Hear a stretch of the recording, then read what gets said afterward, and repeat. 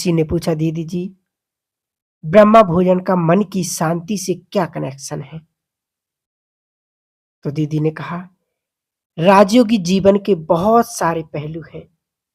उनमें से मुख्य पहलू है शांत मन।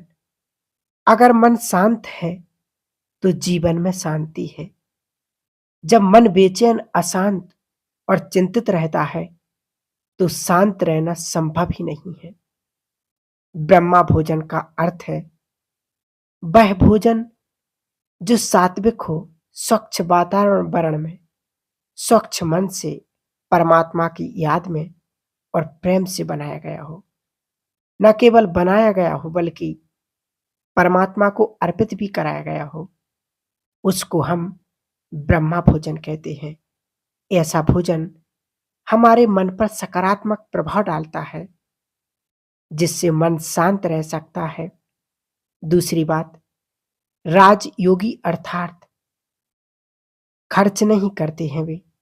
वे दो चीजों का बैलेंस रखने हैं, इकोनॉमी, बचत और बड़ा दिल।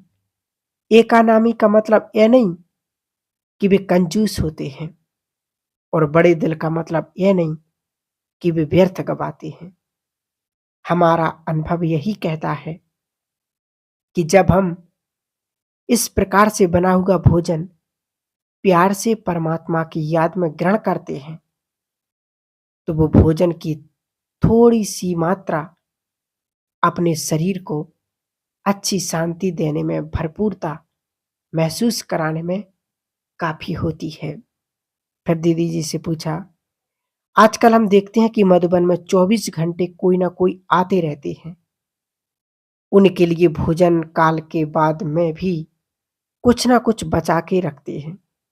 उसमें कुछ ना कुछ फिर भी बच ही जाता है।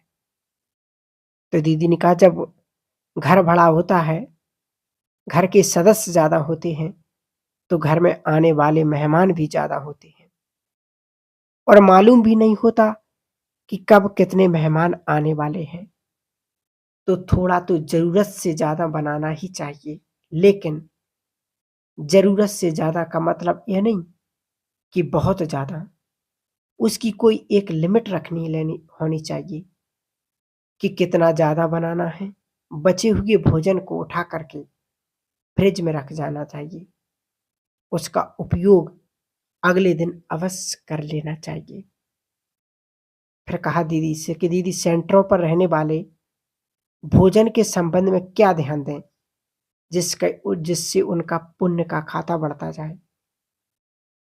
तो दीदी ने कहा, सेंटर पर अगर 4 लोग रहते हैं तो 4 का ही भोजन बनना चाहिए। अगर कोई अतिथि आया हुआ है तो 5 हो गए, तो 5 के बजाय आप 6 का भोजन बना सकते हैं। बाबा के घर में जो बच्चे धन से, तन से, मन से सेवा करते हैं, तो बाबा उनको 100 गुणा, 1000 गुणा रिटर्न के लिए बंधा हुआ है। अपनी लापरवाही के कारण हमने अगर एक चावल का दाना वेस्ट कर दिया, तो जैसे हमने 1000 दाने वेस्ट किए। एक बार दादी जानकी जी ने अपना अनुभव सुना रही थी कि जब वह पूना में थी, तो मम्मा वहां पर आई थी। दादी जानकी सुनाती हैं कि मैं चावल धुलाई कर रही थी, तो उनमें से 4-5 दाने गिर गए। मम्मा वहीं खड़ी थी, तो मम्मा ने कहा कि इनको उठाओ और धुलाई करके यूज करो, वेस्ट नहीं करने हैं। ये बहुत सूक्ष्म बातें हैं। ये जानना व समझना बहुत जरूरी है कि किस तरीके से प्रारब्ध में सेंटर स्थापित हुए हैं, कितनी त्याग तपस्या से सेंटर बने हैं। अभी तो लगभग सभी सेंटर भरपूर हैं, तो भी कभी कभी किसी किसी से लापरवाही हो जाती है। सोचते हैं कि फर्क नहीं पड़ता, एक्स्ट्रा हो जाएगा तो किसी को खिला देंगे या फेंक देंगे या किसी को दे देंगे। मुझे लगता है हमें अपने इस दृष्टिकोण को बदलने की बहुत जरूरत है। जिन्होंने भी सहयोग किया बाबा उन्हें रिटर्न में देने के लिए बंधा हुआ है। हम वेस्ट करेंगे तो हमारे अकाउंट में माइनस हो जाएगा। हमें यह भी एहसास होना चाहिए कि दुनिया में कितने ऐसे लोग हैं जो भूखे मर रहे, जिनके पास भोजन नहीं, जिनके पास पानी नहीं, जिनके पास पहनने के लिए कपड़ा नहीं और जिनके पास रहने के लिए स्थान भी नहीं है।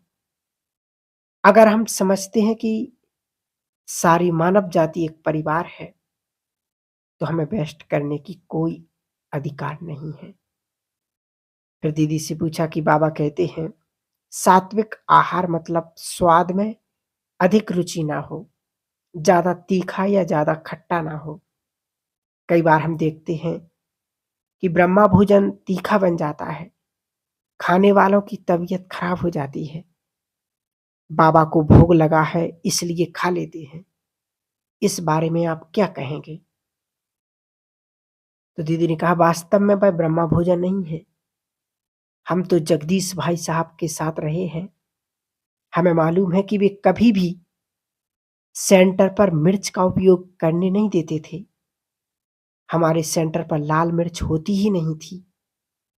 अगर हरी मिर्च भी होती थी, तो वे उसको भी बिल्कुल टच नहीं करते थे। कहते थे कि बहुत मिर्च मसाले वाला भोजन राजसिक हो जाता है। उससे हम एक प्रकार से अपनी इंद्रियों को गुलाम हो जाते हैं।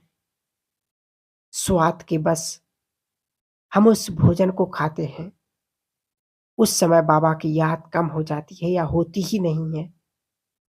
ब्रह्मा बाबा मिर्च मसाले वाला भोजन नहीं खाते थे। हम शिव बाबा को भोग लगाते हैं ब्रह्मा बाबा के द्वारा।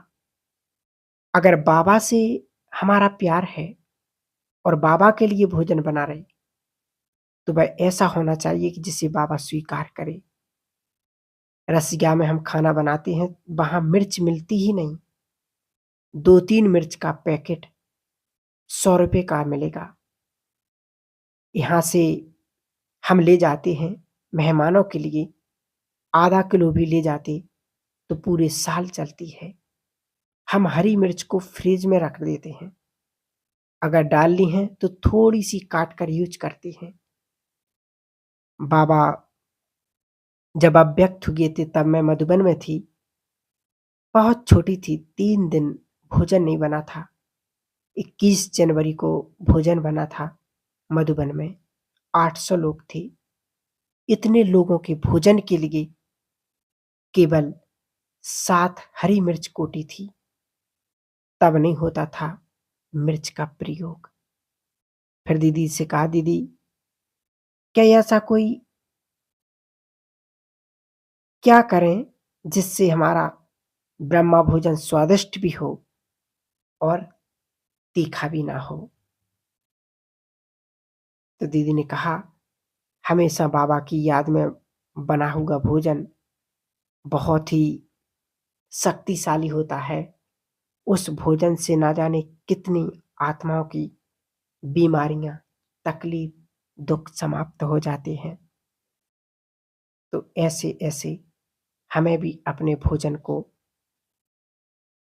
सात्विक भोजन, ब्रह्मा भोजन बनाना है, ना कि राजसिक भोजन। इसलिए जितना हो सके इन चीज़ों का कम उपयोग करें, तो हमारे शरीर को भी फ़ायदा, हमारे मन को भी फ़ायदा। अब हम कल सुनेंगे दीदी जी से कि कोई ऐसा फल या सब्ज़ी भी है, जो हम नहीं खा सकते ब्राह्मण बच्चे। तो इसके बारे में हम कल सुनेंगे। ओम शांति।